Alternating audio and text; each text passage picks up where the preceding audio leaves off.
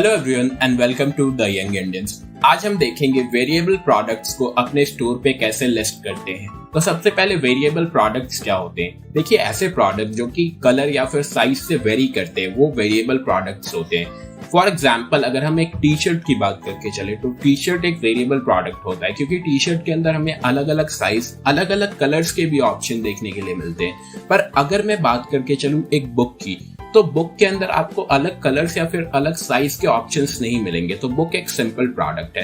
तो अगर आप भी किसी ऐसे प्रोडक्ट को सेल करते हो जो कि कलर या फिर साइज में वेरी होता है, तो आप देख सकते हो इस वीडियो के अंदर कैसे हम उन प्रोडक्ट्स को लिस्ट करेंगे। तो चलिए, इसके लिए सबसे पहले आपको लेफ्ट हैंड साइड पे इस प्रोडक्ट वाले ऑप्शन पे आ जाना है। यहाँ पे आपको ऐड न्यू का एक ऑप्शन दिखेगा, इस बटन पे आपको क्लिक करना है। अब जैसे ही आप क्लिक करोगे आपके सामने कुछ ऐसा सा इंटरफेस खुलेगा। अब देखिए, यहाँ पे आपको क्या करना है, सिंपल प्रोडक्ट आपको दिख रहा होगा इस ड्रॉप डाउन मेन्यू में। इस पे आप क्लिक करोगे तो नीचे की साइड पे आपको वेरिएबल प्रोडक्ट दिख रहा है, इस पे हमें क्लिक कर लेना है। अब देखिए, नीचे में हमें प्रोडक्ट टाइटल डालने का ऑप्शन मिल रहा है, तो जो भी आपका प्रोडक्ट है उसके लिए आप यहाँ पे टाइटल डाल सकते हो। तो चलिए, मैंने डाल दिया, ये हमारा टी शर्ट है, ठीक है। और मैं यहाँ से इमेज ऐड कर देता हूँ। तो इमेज के लिए ये रहा इमेज। अगर आप चाहो तो अपलोड फाइल्स के अंदर जाके आपके कंप्यूटर से डायरेक्टली भी ऐड कर सकते हो, या फिर अगर आपने मीडिया लाइब्रेरी में ऐड कर रखा है तो आप वहां से भी कर सकते हो। तो चलिए, मैं यहाँ से आपको ऐड करके दिखा देता हूँ। आप चाहो तो और भी इमेजेस ऐड कर सकते हो यहाँ से, ठीक है। तो अभी के लिए हमारे लिए एक ही काफी है। अब हम डिस्क्रिप्शन कुछ लिख देते हैं, तो आप डिस्क्रिप्शन लिख सकते हो जो भी आपका प्रोडक्ट है उसके अकॉर्डिंग, ठीक है। तो चलिए, मैं सेम चीज कॉपी कर देता हूँ। अब अगर मैं बात करूं नेक्स्ट स्टेप की, तो यहाँ पे एक बहुत इंपॉर्टेंट चीज है, वो है कैटेगरी।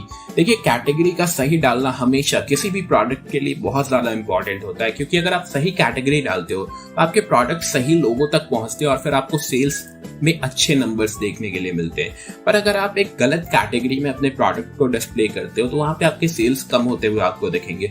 तो कैटेगरी का खास ध्यान रखने की जरूरत है।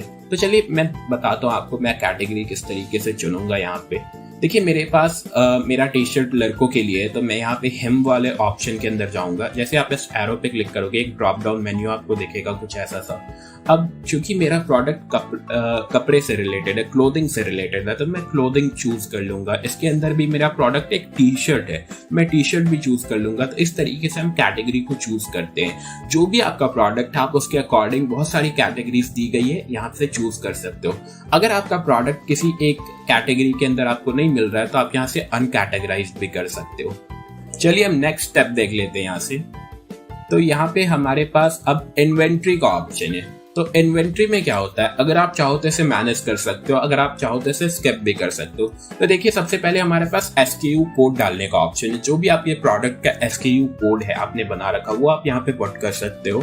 तो सपोज मेरा 10 है तो मैंने 10 डाल दिया। अब देखिए, नीचे आपको मैनेज स्टॉक करने का ऑप्शन मिलता है। जैसे आप इस बॉक्स को चेक करोगे तो आपके पास कुछ और ऑप्शंस आ जाएंगे, जैसे स्टॉक क्वांटिटी। तो स्टॉक क्वांटिटी क्या होता है, सपोज कर लेते हैं मेरे पास 100 यूनिट्स है इस टी शर्ट के, जो भी मैं सेल कर रहा हूँ। तो जैसे ये 100 यूनिट सेल आउट हो जाएंगे, मेरे स्टोर पे खुद से आउट ऑफ स्टॉक दिखाने लग जाएगा। तो ये चीजें खुद से हमारा सिस्टम मैनेज करने लग जाएगा। आपको हर एक प्रोडक्ट को काउंट करने की जरूरत नहीं रहेगी। तो इस तरीके से आप कर सकते हो। अभी के लिए हम इसे अनचेक कर देते हैं। स्टॉक स्टेटस हमारा इन स्टॉक ही रहेगा। अब चलिए, नेक्स्ट पार्ट पे चलते हुए है शिपिंग। देखिए, शिपिंग में आपके पास दो ऑप्शंस होते हैं। एक तो आप खुद से शिपिंग कर रहे हो, तो उस केस में आपको इस फील्ड को भरने की जरूरत नहीं है, ये आपके लिए मैंडेटरी नहीं है।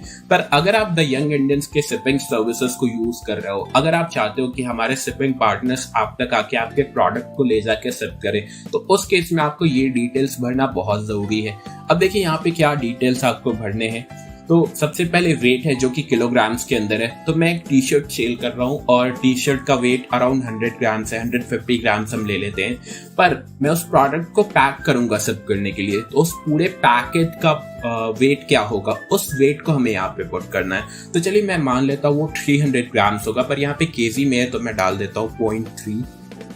ओके, अब हमारे डायमेंशंस डालना है सेंटीमीटर के अंदर। तो चलिए, मैं मान लेता हूँ कि लेंथ हमारा हो जाएगा 25 सेंटीमीटर, विड्थ हो जाएगा अराउंड 15 सेंटीमीटर और हाइट होगा 2 सेंटीमीटर, ठीक है।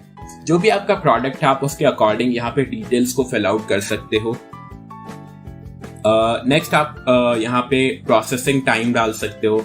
तो प्रोसेसिंग टाइम आपका जो भी आपके प्रोडक्ट के अकॉर्डिंग आप डाल सकते हो।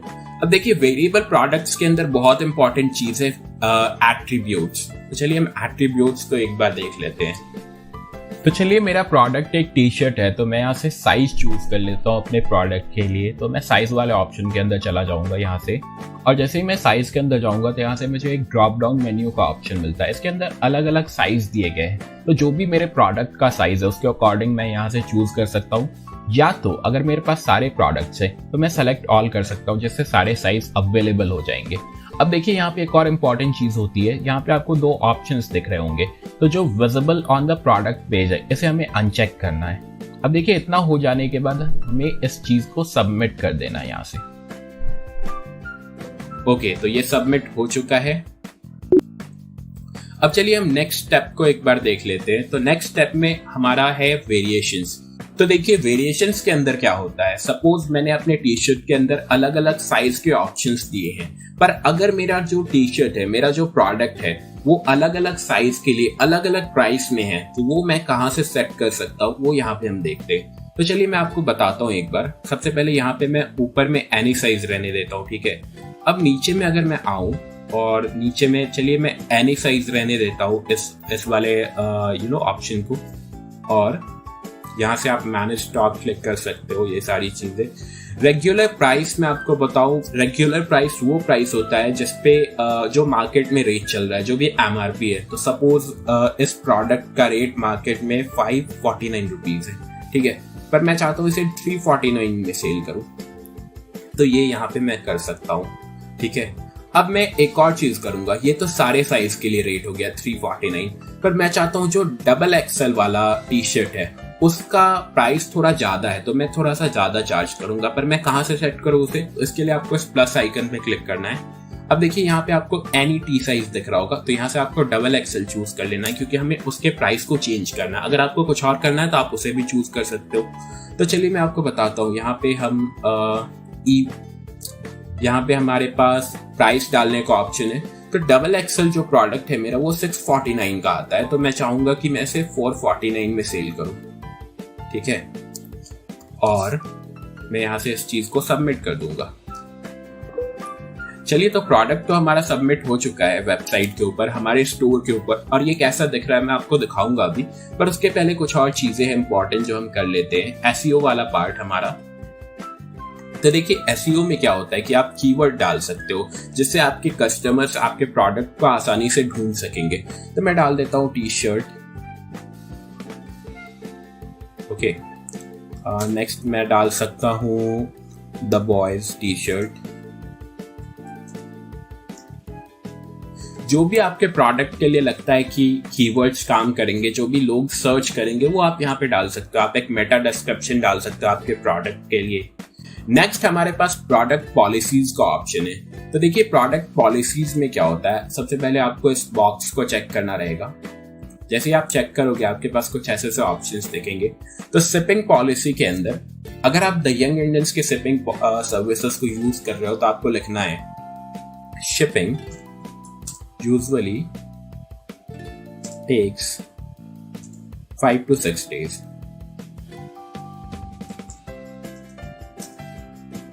पर अगर आप खुद से शिप कर रहे हो तो जो भी आपकी पॉलिसी आप यहाँ पे मेंशन कर सकते हो।